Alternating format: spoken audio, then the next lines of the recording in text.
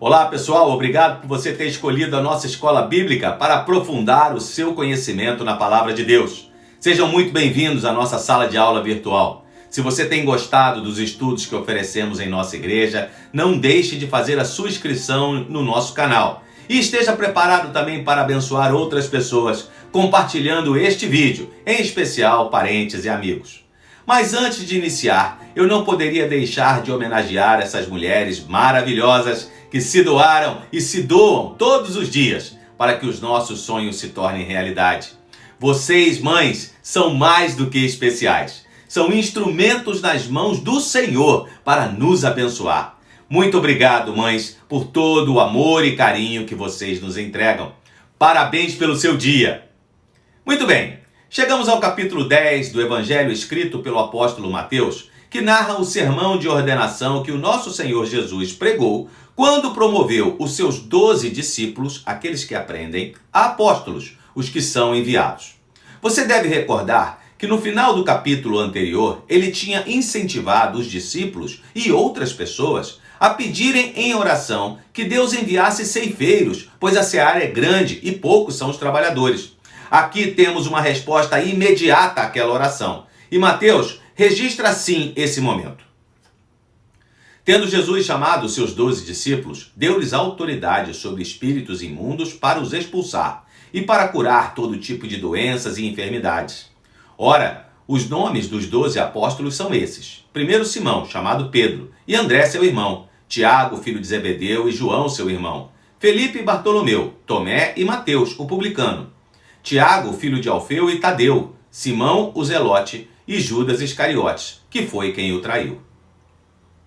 Esses 12 homens foram os primeiros missionários. Cristo deu-lhes o poder que precisavam para realizar a obra dele, pois ele sempre capacita os que chama para o serviço. Deus usa pessoas variadas para realizar a sua obra. O comissionamento deles era claro. Deveriam pregar o reino dos céus e, neste caso em particular, alcançar os judeus. Os milagres que realizariam eram a credencial de que são representantes do rei. Então, Jesus lhe dá orientações específicas acerca do que fazer e do que não fazer. Verso 5. Jesus enviou esses 12, dando-lhes as seguintes instruções. Não tomem o caminho que leva aos gentios, nem entrem nas cidades dos samaritanos, mas, de preferência, procurem as ovelhas perdidas da casa de Israel. Pelo caminho, preguem que está próximo o reino dos céus. Curem enfermos, ressuscitem mortos, purifiquem leprosos, expulsem demônios. Vocês receberam de graça, portanto, deem de graça. Não levem ouro, nem prata, nem cobre em seus cintos, nem sacola para o caminho, nem 2 túnicas, nem sandálias, nem bordão, porque o trabalhador é digno do seu alimento. Naquele momento, Jesus tinha um motivo e um público específico que deveria receber a sua mensagem, os judeus. Mas logo, o mestre anunciaria o plano completo de Deus para resgatar não apenas os judeus, mas todos os homens e mulheres dele afastados pelo pecado. Também, nesse caso, o servo de Deus deve ser desprendido das coisas materiais, mas deve preparar-se para prover para si mesmo e sua família, se quiser propagar a mensagem. Ser um missionário não é sinônimo de passar dificuldades. Estamos aqui tratando de alguns princípios e não de regras claras. Temos inúmeros exemplos bíblicos da gratidão de Paulo pelo sustento financeiro que recebia por parte de algumas igrejas, assim como também, em pelo menos uma vez, em uma cidade, na cidade de Corinto, ele fez questão de trabalhar para não depender de ninguém. Faço aqui um parênteses para agradecer a Deus porque a Igreja Boas Novas é uma igreja missionária. Se você entende que missões é obra do coração de Deus e quer nos ajudar a levar a mensagem de salvação do Senhor Jesus àqueles que ainda não o conhecem, seja aqui em nosso estado, no Brasil ou nos lugares mais distantes do mundo, venha fazer parte do nosso PAN e BBN, Programa Boas Novas de Adoção Missionária. Sugerimos a adoção de R$40 por mês, valor que é dividido igualmente entre nossas agências missionárias. Mas você pode participar com qualquer valor. Seja você também um missionário sustentador. Entre em contato conosco e lhe daremos maiores informações. Voltando ao texto, Jesus continua suas instruções dizendo que, ao proclamar sua mensagem, a reação revelaria quem se sentia espiritualmente inclinado a aceitá-los. Quando lhes oferecessem hospitalidade, os discípulos deveriam aceitá-la durante a visita. Lembre-se que os apóstolos estão sendo enviados aos judeus, aos súditos do rei. Muito embora Jesus soubesse que a lealdade de Israel a Deus era muitas vezes só verbal. Se os discípulos descobrissem que o seu hospedeiro, ou mesmo a cidade, não eram dignos, mas declaradamente contrários aos seus propósitos e mensagem, sua declaração de paz não deveria ser desperdiçada, mas deveria ser retirada para uso posterior. E ao sacudir o pó dos seus pés, estariam ilustrando que não teriam culpa quando o juízo chegasse sobre aqueles que se opuseram ao Evangelho. Hoje, não pregamos o Evangelho do Reino apenas para os que são dignos. Anunciamos o Evangelho da graça de Deus para todas as pessoas e convidamos os pecadores a virem a Cristo. Embora os princípios espirituais desta sessão se apliquem a nós, as instruções específicas não se aplicam. A maioria dos estudiosos da Bíblia entendem que as instruções contidas entre os versículos 16 e 25 deste capítulo são um olhar de Jesus sobre o futuro, parte deslocada do seu sermão escatológico que veremos mais adiante no capítulo 24. No entanto, uma mensagem é clara: a honra do apostolado inclui sofrimento, assim como o Mestre sofreu, mas o seu Espírito está com eles. Isso fica claro também nas palavras de incentivo de Jesus que encerram o capítulo. Vamos ao texto bíblico. Portanto, não tenham medo deles, pois não há nada encoberto que não venha a ser revelado, nem oculto que não venha a ser conhecido. O que lhes digo às escuras, repitam à plena luz, e o que é dito para vocês ao pé do ouvido, proclamem dos telhados. Não temam os que matam o corpo, mas não podem matar a alma. Pelo contrário, temam aquele que pode fazer perecer no inferno tanto a alma como o corpo. Não se vendem 2 pardais por uma moedinha? Entretanto, nenhum deles cairá no chão sem o consentimento do Pai de vocês. E quanto a vocês, até o cabelo da cabeça de vocês estão todos contados. Portanto, não temam. Vocês valem bem mais do que muitos pardais. Essa passagem traz encorajamento e instruções para os apóstolos naquele dia e para os discípulos de hoje, os seus servos. Ele afirma que os homens a quem não devemos temer o trataram da mesma forma e que é um privilégio sofrer por causa dele. Quero ressaltar que o verso 28 que acabamos de ler não fala de Satanás, pois ele não tem o poder de destruir o corpo ou a alma no inferno. Deus faz isso. E Cristo diz-nos que devemos temer somente a Deus. Você não precisa temer mais nada quando teme ao Senhor. Jesus garante o cuidado do Pai, pois Deus cuida até do pardal faminto. Imaginem se não cuida de mim e de você também. Jesus fala ainda da importância de sermos suas testemunhas, confessando o seu senhorio sobre nós abertamente. A confissão não salva, mas é um resultado natural da salvação. Os versículos de 34 a 39 indicam de forma clara que o Evangelho é um divisor de pessoas. Cristo é o príncipe da paz e o Evangelho é o mensageiro da paz. Contudo, em geral, quando as pessoas confessam Cristo, fazem inimigos.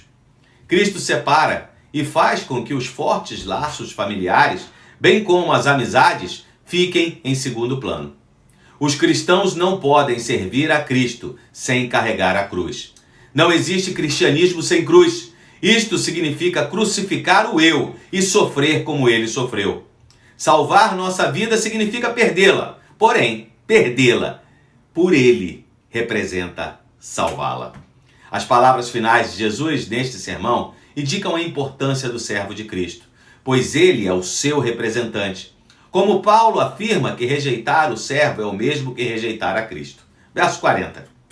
Quem recebe vocês é a mim que recebe, e quem recebe a mim recebe aquele que me enviou. Quem recebe um profeta no caráter de profeta, receberá a recompensa de profeta.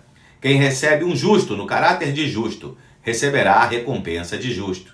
E quem der de beber, ainda que seja um copo d'água fria, a um desses pequeninos, por ser meu discípulo, em verdade lhes digo que de modo nenhum perderá a sua recompensa.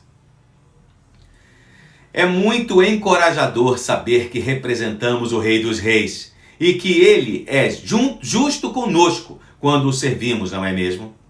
Encerrando seu sermão, os discípulos de Jesus saíram para pregar nas cidades, onde foram alcançados por pessoas enviadas por João Batista, que estava preso em Maqueros, uma fortaleza inóspita nas proximidades do Mar Morto. João queria ter certeza de que Jesus era o Messias que havia de vir. Capítulo 11, verso 2. Quando João, no cárcere, ouviu falar das obras de Jesus, mandou que os seus discípulos fossem perguntar: Você é aquele que estava para vir ou devemos esperar outro? Então Jesus lhe respondeu: Voltem e anunciem a João o que estão ouvindo e vendo. Os cegos veem, os coxos andam, os leprosos são purificados, os surdos ouvem, os mortos são ressuscitados, e aos pobres está sendo pregado o evangelho. E bem-aventurado é aquele que não achar em mim motivo de tropeço. É possível que a pergunta revele que João conservava uma leve esperança que Jesus seria o Messias que o povo esperava, destruindo os romanos e libertando os fiéis pela força das armas. Aliás, Jesus e João evitaram usar a palavra Messias, que os próprios ouvintes poderiam interpretar como a declaração da vinda do libertador militar nacionalista. Pode ser também que as notícias que chegavam a ele na prisão falavam mais de misericórdia que de juízo, como ele havia anunciado, o que também permitiu dúvidas de sua parte. A resposta de Jesus foi uma citação indireta dos textos do profeta Isaías, chamando a atenção para suas obras, as quais João reconheceria como credenciais messiânicas. Quando os discípulos do profeta se vão, Jesus dá um belo testemunho de João, que, mantendo os padrões dos profetas autênticos do Velho Testamento, teve uma vida simples, rejeitou o oportunismo político. O mestre aproveitou ainda a oportunidade para expor a rejeição dos fariseus ao plano de Deus, porque não gostavam nem de João Batista nem de Jesus, pois ambos mostravam um caminho que não lhes agradava. Os milagres de Jesus eram prova de que o reino dos céus havia chegado e deveria levar as pessoas a se arrependerem dos seus pecados. Os que não se arrependerem receberão o merecido castigo no dia do juízo.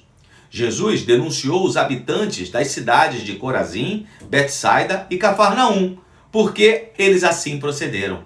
Os evangelhos não registram nenhum milagre ocorrido em Corazim ou Betsaida. Provavelmente essas duas vilas ficavam perto de Cafarnaum, que era maior, e muitos dos milagres realizados ali certamente foram presenciados pelos habitantes das três comunidades. Mais do que palavras de julgamento sobre Cafarnaum, Jesus expressa lamento e dor pela situação da cidade, citando mais uma vez o cântico do profeta Isaías. Ele não está sendo rigoroso demais, pois os moradores da cidade, eles conheciam e tinham acesso ao Velho Testamento e deveriam estar mais bem preparados espiritualmente do que os habitantes das antigas cidades de Sodoma e Gomorra. Deus, em sua soberania, ocultou sua verdade, incluindo a compreensão correta da missão de Jesus aos sábios e eruditos, escribas e fariseus, e a revelou aos pequeninos, os humildes seguidores de Jesus. A estes, com a autoridade que o Pai lhe deu, ele fez o convite. Venham a mim, vocês que estão cansados e sobrecarregados, e eu os aliviarei. Tomem sobre vocês o meu jugo e aprendam de mim, porque sou manso e humilde de coração. E vocês encontrarão descanso para a sua alma, porque o meu jugo é suave e o meu fardo é leve. Os rabinos fariseus usaram a metáfora do jugo da lei, símbolo de submissão e serviço, relacionado com disciplina e discipulado. Diziam eles: ponha seu pescoço sob o jugo e deixe a sua alma ser instruída. A interpretação das exigências da lei e as tradições dos fariseus sobrecarregavam o povo. Só Cristo é o professor que, através da sua pessoa e obra, pode instruir os homens em relação ao Pai e dar-lhes o descanso para as almas, que é a própria essência da verdadeira experiência espiritual. Um descanso envolvendo remoção da culpa do pecado e a posse da vida eterna. Este convite é para todos. Podemos ir a Jesus sem intermediários. Um convite para se rejeitar o jugo cruel do mundo e do pecado e receber o jugo suave de Jesus, que levou sobre si mesmo o peso da nossa culpa. Um convite que oferece alívio à alma e descanso espiritual. Um convite para que possamos experimentar verdadeiramente o que é paz. A paz de Jesus, que excede todo o nosso entendimento. Você já aceitou o convite do Senhor Jesus? Como está a sua vida? Atribulado pelas circunstâncias ou confiante na presença de Jesus ao seu lado, te ajudando a carregar o seu fardo? Quero que você pense seriamente sobre isso, meu amigo, minha amiga. E se ainda não disse sim a esse maravilhoso convite de Jesus, faça-o agora mesmo. Não deixe para amanhã. O amanhã pode ser tarde, ou pode nunca chegar. Quem sabe, não é mesmo? Deixe que Jesus seja seu Senhor e o seu Salvador e viva em paz. Muito bem, chegamos ao fim de mais um estudo bíblico e eu espero que você tenha sido abençoado neste dia. Desejo a você uma semana repleta de bênçãos do Senhor e que a vontade de Deus se realize em nossas vidas. Até a próxima, pessoal!